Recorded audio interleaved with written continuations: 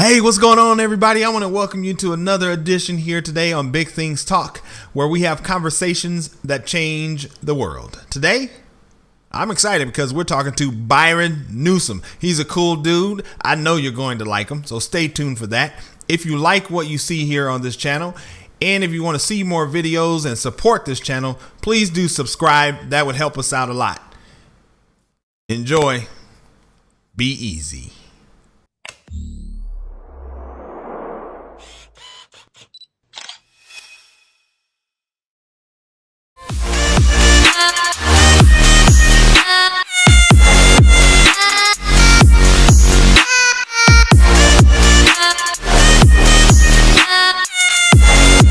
Okay, everybody, I just want to take this time to welcome you to another edition of Big Things Talk.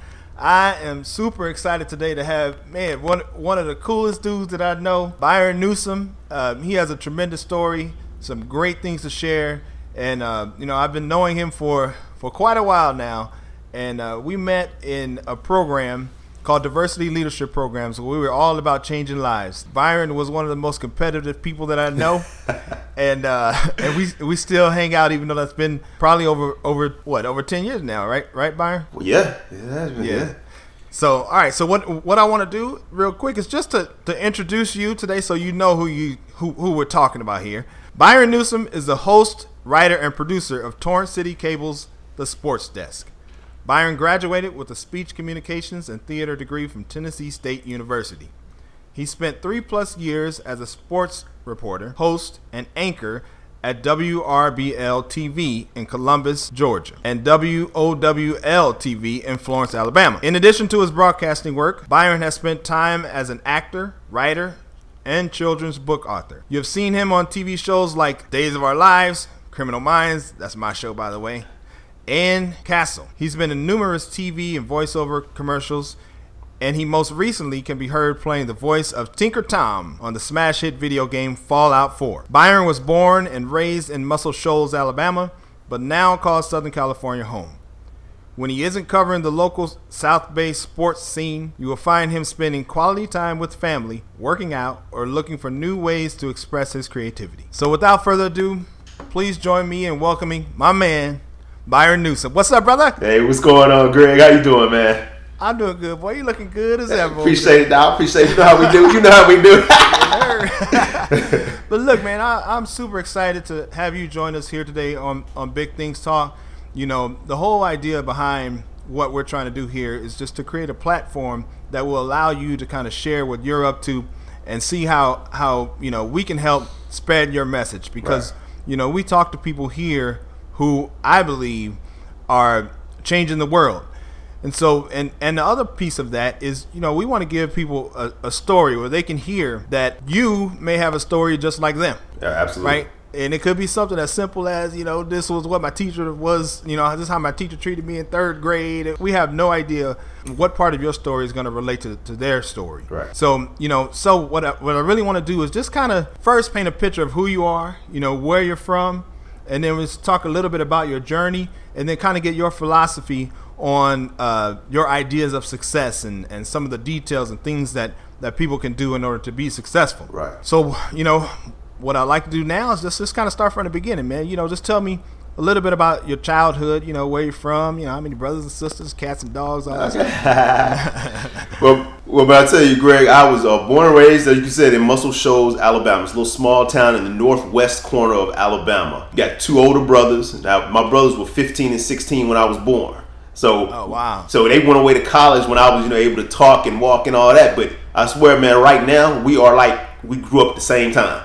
We're real close, Yeah, now we've gotten older. It's like we play video games online, do all that stuff. So, but grew up in a small town, man. Mostly just mom and dad. My brothers had gone away to college. Lived in Texas, in Dallas, Texas, actually. All my young years, and grew up there. I played all the sports. My dad had me in basketball, football, baseball, track, karate. did all kind of stuff. So did a little bit of this, a little bit of that. But just grew up in a small town, man. Not like I said, the closest cities were like Nashville, Memphis, Birmingham, which are all 2 hours away. Each one of those cities. So if we wanted to go to a big city concert, do anything like that, we had to drive a little bit. But that's just what I was used to living there, being everything so spread out. So okay, yeah, perfect. So and then I probably want to talk a little bit later just about some of the your sports that you played and some of the lessons you learned from that. Right, absolutely. So after that, you went on to Tennessee State University, right? TSU. TSU. Yes, sir. Tennessee State. Some famous people went there. Didn't Oprah go there? Yeah, she went there a little bit. Yeah, football players, Too Tall Jones, all kind of people, But good guy. So what was your major there? I was in speech communications and theater. That was my ended up major. That's what I ended up in. Okay. But yeah, that's not what I started. What did you start out as? Well, long story short, basically what happened, went to high school, played sports. I was going to go to college and play sports, and that's what I was going to do. Then I had a knee injury, bone popped out of my knee and all this stuff. And, I still had the aspirations of playing sports, so that was all I wanted to do. That's all I thought about. I'm going to college, I'm going to play sports and see what happens. Well, right. I never forget, man, as my parents were taking me out. My first school I went to was Jackson State University. I actually went to Jackson State. I was going to play football there, walk on, and talk to the coach and everything. And I never forget, as we're driving to college, one of my cousins was in the car with us. So, man, what you going to major in? I don't know. I hadn't thought about what I was going to major in. I was just going to college, go play some sports, and figure it out. And I never forget when he asked me that, I was like, I really didn't think about it. So my mom was in the car too. Oh, well, you should go into engineering. Your older brother's an engineer, and he'll be able to help you get a job, and everything will be perfect. So I said, okay, I'm going to go into engineering. So I get there, I sign up. I went into aerospace engineering. Wow. Yeah, I was going to design planes or something. I didn't know. And but then I said, no, I want to design cars, and I want to do this. And they said, no, you should be a mechanical engineer, but Jackson State didn't have mechanical. Or whatever. They didn't have the engineering I was thinking of going in. So I ended up transferring. My cousin went to Tennessee State. I ended up transferring to Tennessee State. And that's when I went there, the spring semester of my freshman year. So the first semester, Jackson State, then I transferred to TSU. Still in engineering. Mm-hmm. Dude, I hated college. When my freshman year, I was so miserable. I never forget, I was going to the library with a friend to study, and all our friends were going out. It was like Friday night. We had to study. We were in engineering. I was like, that's not what college is about. Having to study all the time. And dude, I hated it. I mean, I enjoyed the engineering part, but I was taking like calculus and all these sciences my freshman year, and it was hard as I don't know what. And I was miserable. Right. And what ended up happening that summer of after my freshman year, I wanted to quit school. I actually wanted to quit. I hated it. I was miserable. I didn't like what I was doing. And I never forget the brother that I was supposed to be following, that my mom told me to be, I was just like him. He sat down and told me, he said, man, you don't have to do what I do. You need to find what you want to do, what you're passionate about, and do that. And then mom and dad will be okay. That's what he told me. And I was like, you're right, but I just don't know what I want to do. So, dude, I started getting books, Greg. I got books. I looked online. I started doing all this stuff. And as you can see, I like to talk a little bit. So I saw this speech communications and theater major at the school with an emphasis in radio and television broadcasting. Okay. And dude, after I changed my major after my freshman year, Greg, I was on the dean's list every semester. Graduating, most outstanding graduating senior in my class. And I was on my way, I was doing something I enjoyed, and I didn't have a problem with it. So, I realize, and I tell people this all the time, you can't do what your parents want you to do all the time. Not all the time, You really got to find that thing that you're interested in and go after it, and that's what I ended up doing. That's why I ended up in speech communications and theater. Oh, man, that's perfect, boy. Yeah. It's almost like you said that story before. I understand it a few times. People have asked me that. Yeah, that's funny.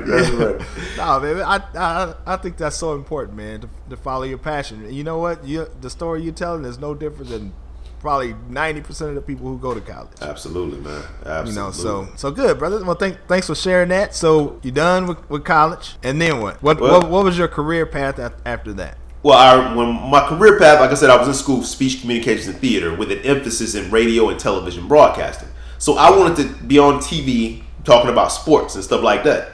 And my senior year, I was doing an internship at, I think it was WSMV Channel 4 in Nashville. And they offered me a position, dude, my senior year. They offered me a position on the assignment desk, news editing and stuff like that. And everybody was so excited, like, oh man, you got a job offer. I didn't take it. People thought I was crazy. I kind of thought I was crazy, but I didn't take it because that wasn't what I wanted to do. I wanted to be on air. And everybody at the station, they were, had been there a while. They had been in the business. They were telling me that you have to have experience. Most stations won't hire someone right out of college. They want to see that you have some writing experience. I understood that, but they didn't understand me.